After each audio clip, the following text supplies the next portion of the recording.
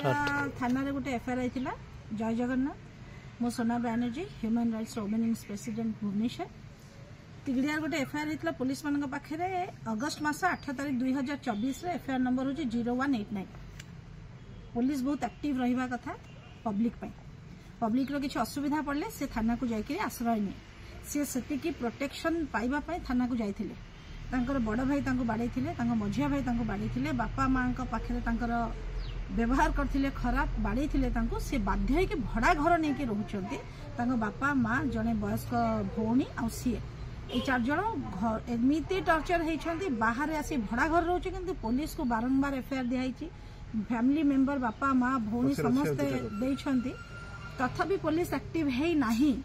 कारण कौन मु खाली गोटे क्वेश्चन करी कारण कौन ताले पिला को बाड़ेला परे किंबा प्रॉब्लम हैला परे पुलिस जीवो कि पुलिस ठे आशा आमे रखुनु। अनुरोध करी तिगिड़िया थाना पुलिस को जानतु ए केस विषय बुझंतु जदि आपण माने न बुझिबे ताले मु थाना को जाके पचारिबे काहे के बुझी नाहंती। एटा गवर्नमेंट रूल अनुसार जाउछि आमे बेरूल रे कथा कहूना आपण रूल रे जानतु। धन्यवाद।